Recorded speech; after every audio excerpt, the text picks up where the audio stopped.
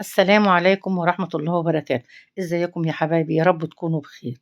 النهاردة بقى عملنا صينية بسبوسة، ما شاء الله، ترميلة وريحة وطعم وجمال وشياكة، زي ما انتوا عايزين تسموها سموها. بصوا بسم الله ما شاء الله، الترميلة بتاعتها مرملة مرملة.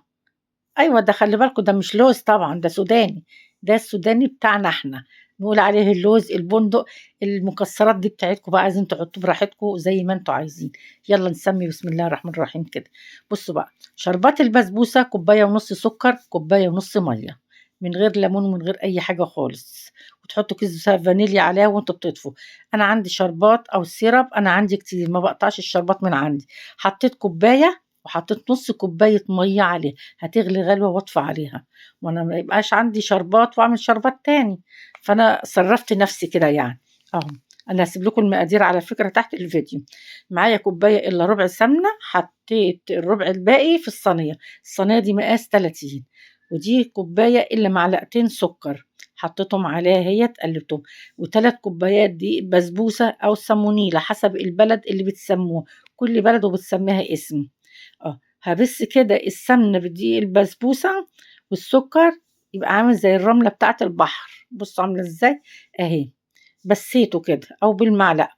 ومعايا هنا كوباية الحليب عاملة يعني دافية، زي دمعة العين كده او رضعة البيبي. انا مش بقى ايه، مش بعجن البسبوسة، انا بقلبها بس عشان اخفي الحليب. نجاح البسبوسة ما بتتعجنش يا جماعة، ولا بتحط لها بيكنج باودر خالص. حطيت الكوباية الا ربع السمنة فيها، والربع في الصينية فردتها زي ما انتوا شايفين كده، يعني هي بتاخد كوباية سمنة. حسيته ان البسبوسة استوت، انا قايدة الفرن طبعا. لو احمرت من الجناب كلها والوش ابيض، طب اعمل ايه يا ميمي؟ اطفي الفرن يا حبيبتي، وشغلي الشواية وانت واقفة جنب البوتاجاز. ده بقى السوداني بتاعنا، المكسرات بتاعتنا اللي بصوا نلف الدنيا كلها ونرجع للمكسرات بتاعنا. السوداني بتاعنا البلدي، انا برصها على قد ما انا قدرت كده يعني، بحاول اخليها شكلها حلو. انتوا ممكن تزوقوها تبقوا احسن مني في الزواق بتاعتكم. ايه، لقيتوها الجناب يعني الحروف احمرت، اطفوا الفرن وشغل الشوايه سيكه صغيره كده عليها اول ما تاخد وش. انا حطيت السوداني عليها اهوت. انا طبعا لازم الصينيه تتهز هزتين كده على الرخامه عشان تبقى ايه كلها سوا واحد. والصينيه مقاس 30، والفرن شغال كمان. اه، هتتابعوني على اليوتيوب يا حبايبي والتيك توك. اليوتيوب بتاعي الجديد، الصفحه الجديده اسمها مطبخ ميمي، والشيف ميمي برضه على فكره، يعني مطبخ ميمي والشيف ميمي. هحطها في الفرن. اللايكات والاشتراكات الحلوة بتاعتكم، يا ريت تتفرجوا على الفيديو حتى شوية كده. أول ما طلعت اهي بصوا بسم الله ما شاء الله. أنا حطيت بص الشربات خف خف خالص، كوباية ونص سكر وكوباية ونص مية.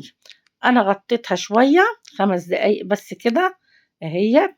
وبعد ال5 دقايق ما شاء الله شربت الشربت. بصوا شربت. انا كنت حاطه على الشربات عندي، بحط عليه عسل كلوكوز، ما بيخليه بيلمع زي بتاعت المحلات بالظبط.